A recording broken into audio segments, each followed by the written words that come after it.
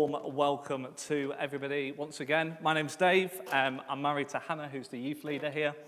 And by trade, I am an accountant, which normally results in 99% of the people who I tell getting a glazed look over their face going, oh, that's nice. And then the other 1% turning to me and go, oh, can you help us with our taxes? I'm afraid I cannot help with taxes. I am not that sort of accountant. If I want to window dress my role ever so slightly, I sometimes say finance manager, but really it's just Dave from finance. That is who I am. Now, before we get into the word, I must make a confession, because when I heard this reading, I probably had the same sort of glazed look over my face when I sort of heard what we were going to be talking about this morning. That sort of, oh, that's nice. It feels like a nice Sunday morning reading, doesn't it? The idea of us being light of the world. So before we go into what I'm calling the sermon today, try and get it on the screen, let there be light. I must say that despite having that glazed look on my face of going, oh, that's nice, as we delved a little bit deeper in preparing for this morning, I realized actually this is one of Jesus' most confrontational, radical, controversial things which Jesus would have said at the beginning of his ministry.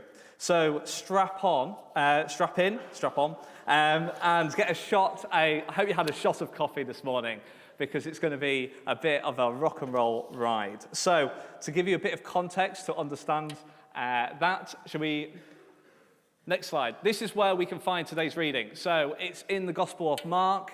Mark is the second of the Gospels. It was written by a guy called John Mark, and effectively he used Peter, who was one of the disciples, his eyewitness accounts, and worked a bit with Paul too. His gospel is split into three parts. If it was like a play, you'd call them different acts. So Act 1 was in Galilee, which is where the reading is today. Act 2 is almost on the way, and then Act 3 is in Jerusalem, where we hear a bit about sort of the Eastery sort of things. But this reading is also mirrored in Matthew. So here we go. There we go. And the structure of Matthew is slightly different. It talks about almost like a row of what Jesus' life was in the early days. So Mark doesn't have the Christmas story. Matthew does. So you get the whole sort of Christmas sort of vibe. Then you get into sort of Jesus' baptism. And then we get to the call of the disciples. And you see really early into Jesus' ministry in Matthew, which basically places this reading. We then get basically almost to the Sermon on the Mount after this. But before he gets to that, he calls his disciples. And at the beginning of his ministry, he does things which are very counter-cultural. So in calling the disciples, he calls them. A teacher or a rabbi wouldn't have done that. What they would have done is they would have expected somebody to come to them and say, can I follow you? So that was counter-cultural number one. Countercultural number two was the disciples we read are fishermen, they're tax collectors, they're sort of a bunch of people who you wouldn't normally expect to follow a rabbi. Normally you'd get the creme de la creme. These guys were seen as thick. So therefore, not somebody who you'd normally expect to follow a rabbi or a teacher. So it's in this context, he's gathered the disciples, people he wouldn't normally expect, and he starts to give his teaching in what's called the Sermon on the Mount. And you can read about the Beatitudes right at the very beginning of that. To give you a bit of context, Jesus starts his teaching with, blessed are those poor in spirit, for they will inherit the kingdom of God. Blessed are those who mourn, for they will be comforted. And again, it's countercultural. It's not necessarily what we would expect. It's a little bit like saying to a group of people that you thought it was for this lot of people, but actually God's love is for everybody. You thought it was for the rich, but actually it's for the poor as well. And Jesus makes that stance really, really early on. So he starts to challenge the status quo fundamentally of basically what people thought at that time. And people start to feel a little bit uncomfortable. And it's straight after that, Jesus then starts in the Sermon on the Mount, mirrored to the reading which we had in Mark, this parable about being light of the world. So let's have a look at it. So in Mark, as expertly read, you can see at the top there that basically Jesus starts with, you are the light of the world. He also tells this joke, which is about sort of, do you put a lamp under a bowl or a bed? Instead, you put it on a stand. Obviously, Matthew and Mark thought this was funny or thought it was really important because they mirrored it between the two of them. And then it finishes with an application as well. It finishes with an idea of going, you need to do something about it. Don't just put a lamp on, but go and actively put into practice some of my teaching. And therefore, at this point, we sort of go, oh, I get it, bit countercultural, but it's not really sort of confrontational, is it? It's not sort of like completely radical what Jesus is saying. And therefore, to get that aspect of what's happening here, we're going to go a little bit deeper. So this is where your shot of coffee might be really useful if you've had that extra shot of coffee this morning. So let's start in the beginning. In the beginning of the Bible is Genesis 1, verse 3. It says this, and this is the first introduction of the concept of light. It says, and then God announced, let there be light, and light burst forth. And God saw the light was pleasing and beautiful. He used the light to dispel the darkness. Now, I want to note two things in this passage, and I've highlighted them slightly on the screen, so I hope you can see it. If you can't see it, I'll tell you what they are anyway. The first is the word announced, and what's really important about here is actually the word in the original Hebrew is this. So it actually means amar. Amar is basically the Yorkshire accent version of the Hebrew term. Whether it is pronounced like that, I don't know, but I'm going to go for amar. And this word can often be translated as said, announced, but actually, if you delve a bit deeper, it actually means to speak from the inside of the heart. So almost like the inner being of God. He says, let there be light. And it bursts forth into the universe. From God's heart, light, right at the beginning of the Bible, is coming from the source of God. The second thing to note, and if you know your Bibles, is that in Genesis 1, verse 3, this is day 1 of the narrative of creation. Day 4 is when the sun, the moon, and the stars come in. And therefore, this source of light, for it to dispel the darkness, can't be coming from the sources which we see in the universe today. It's very much coming from God himself. A quick tangent, so if you've not had your coffee, you can switch off for a minute. But I find this absolutely fascinating because of two things. One is the motion of light, the fact that there is no source, the fact that light is an energy in its own right. And the fact that in Hebrews, way further on, it talks about this. Let me just quickly find it. It says that light, God said, let there be light, and it stretched, it expanded the universe. So for me, I find this fascinating. I must admit, it's a quick tangent. But Hubble in 1920 discovered that this universe was expanding. But yet, in the beginning of Genesis, the Bible is telling us that actually God, in the very beginning, stretched out the universe and it continues to expand. The fact that the universe is holding God, the omnipresence of God, God who is everywhere, to come into the universe, it has to expand for it to hold the glory of God. So the Israelite people at this moment in time would have known that the idea of light represented the presence of God, God coming into the universe. So that was number one. Light equals God's presence. The second bit, if we fast forward a few years, you'll get to the second thing which I want to call out. And this is after Abraham, this is after Joseph, so you get the Technicolor Dreamcoat sort of aspect. The Israelites have been in captivity, and then they escape from exile from the Egyptians. And as they journey from Egypt to the Promised Land, they build this, effectively, a tent temple. And this tent temple was called a tabernacle. And this tabernacle was split into 3 sections. You had the outer court, which is where you would do your sacrifices. And then you would have this middle part, and you'd have this lamp, which you can see on the screen up here, in that second section, which was called the holy place. And this was called the menorah. And the menorah had 7 candles to it, and the reason for this was the 6 days of creation. And then the center candle represented God's light, God's presence. And then after that, you've got this third section on your left-hand side, which is called the Holy of Holies. And once a year, the high priest could go into the Holy of Holies And effectively, that's where he would meet God's presence. And if you look at Jewish literature, you'll find that often it records that the high priest would come out and his face would be radiant after spending time with God.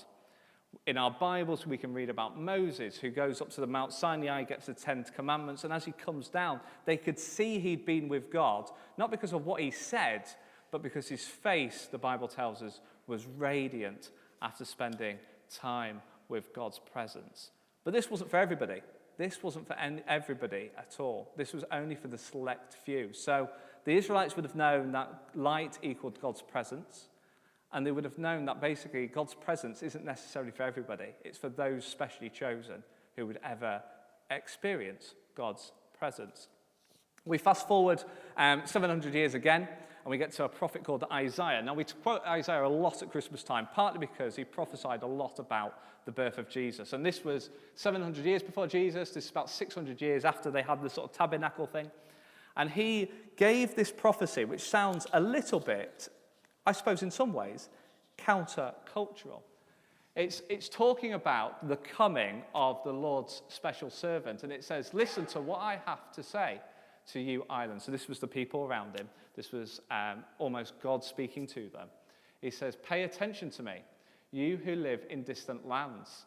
The Lord called me as his own before I was born, and named me while I was still in my mother's womb. The Lord says, this is to the servant, I will make you to be a light to the nations and bring the light of my salvation to the ends of the earth.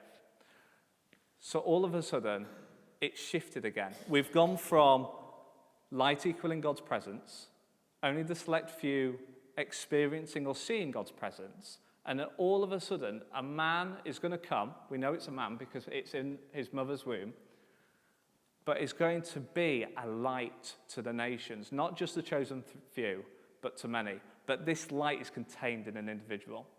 So they're the three things. Next slide, just to quickly summarize. You've got the presence, light equaling the presence of God, God's presence being limited and not for all, and God's presence will enter the world through a servant to save the world. This was the context of what these people were thinking when they heard this parable. So this is where it gets a little bit radical. And if we flip on to the next slide, you can see this is the reading. So I'm going to nick the one from Matthew, because it probably flows a little bit in terms of what this looks like. And in Matthew, it says that Jesus says, you are the light of the world. A town on a hill cannot be hidden. And these people would have been thinking to themselves, sorry, what? Hang on a second. You are the light of the world. Me? You can't be right. You can't be serious. It can't be all of us. And then Jesus goes on and says, a town on a hill cannot be hidden. Therefore, people asking themselves, are you talking about me? Are you talking about my next door neighbor? Are you talking about sort of like the person who lives down the road? No, the fact that he said this is a town implies a group of people, a gathering. You can't be a town with a single house in the countryside. You can't be a hamlet. This is a gathering of people. And the other thing to note is this is on a hill. You can't hide a town on a hill. Also, a hill was often an example, like Moses coming down Mount Sinai in the Old Testament after he'd seen God. Hills were often seen as a place where heaven, God, met earth. So this town is built where heaven meets earth. And then it goes on a little bit further, probably to let everybody sink in what Jesus has just said. Neither do people light a lamp and put it under a bowl. Instead, they put it on a stand, and it gives light to everyone in the house. In the same way, let your light shine before others. Let your light shine before others. Let the presence of God, which will be in you, shine to those around you. And may they see the good deeds you do and glorify your heavenly Father, that they may see God in you and want to know more. But this isn't just a passage for them. This isn't just a passage for them. The fact that basically this is all written in present tense means it almost is applicable today as it was all those years ago. So let's rephrase it a little bit. Let's use a slightly different modernized version. It's the same passage written underneath, but to almost hammer home this point, it says these things. Let your lives light up this world. How can you hide a city that stands on a hilltop? And I want us to note again 2 things from this. The first one is that this is a call for each one of us individually, but it's also a call for us as a community, that we have a gift inside of us. Jesus was talking not necessarily about in that precise moment, because as we know, he was the servant who was going to bring light to the world through his death and resurrection. But this was almost written in present tense because it's a message for us, for them then. It's a message for us now. You carry God's light inside of you, and you can light up the world which you live in. This is not something which we can often place and then run away from. Like a candle, if you take a candle and then you to light another candle, you don't lose the light in your candle. It just multiplies and expands. Therefore, the light goes where you go. The light can multiply. But also, St. Mark's is a city in itself in this example, because, again, we're a body of people who love God, and God's presence is in each one of us. Therefore, the challenge is, who can stop this light shining to those around us? And then we get to the sort of jokey part, which says, who can put light a lamp and then put it in an obscure place? Why would you want to hide this light? Why would you want to be insular about having this presence, this love, this life inside of you when you have the knowledge of the person who gives you life? Why wouldn't you want to share that with others? This is not just a life given to you, but it's a it's a license to live life in all of its fullness. And indeed, it says at the end, indeed, it's placed where everyone in the house can benefit from the light. So don't hide your light. This is something which isn't just for us. It's something which everybody can benefit on. But don't hide it. When life becomes almost like where we have to be countercultural, where perhaps the workplace doesn't align to the values that we'd want to operate in, when perhaps that boss is being just a little bit difficult towards an individual, do you step in and go, do you know what, that's not right? If there's a individual in the family who perhaps is ostracized or anything like that, do we stand up for that family member? Because when we do, it will benefit those around us. And it's also that other side, which is as life gets darker, the light shines brighter. Often I watch a lot of cricket, and they always put the floodlights on and they still go off for bad light, probably 9 times out of 10 at the end of the day before they've bowled everything, bowled all the balls which they want to bowl. And you go, why when you put that light on, does it not light up the stadium enough to continue, but yet they play night cricket? It's because it needs to be darker for the light to have more effect. And therefore, sometimes when it's in those dark periods, if we shine our light inside of us, it can have the biggest of impacts. And then it goes on to say, let it shine brightly before others, so that your commendable work will shine as light upon them, and they will give their praise to your Father in heaven. People will see something different about you. People will see that there's something which is countercultural inside you, and they'll want to know what it is. And hopefully this will lead them to praising God, because they'll realize the life that he can give. So maybe you're listening this morning and you've heard this for the first time. Maybe you've heard it for the 100th time. Maybe you've never had this light spark inside of your hearts. Maybe you've never invited God into your life. What we're going to do now is we're going to have a bit of a time of reflection. We're going to play a song in the background, because this is for us to all reflect to. And during the song, we're going to have the words on the screen, but feel free to perhaps just talk to God for the first time. Perhaps invite him in. Maybe you want to pray aloud. We'll make it loud enough so you can pray aloud, so you don't feel self-conscious. Maybe you want to pray in your hearts. Maybe you want to sing along. Maybe you just want to meditate on what God has done for us, what this passage tells us, what God has done for us, that he has given us a gift of light, his presence, life inside of us. So, shall we stand? And we're going to put the words on the screen.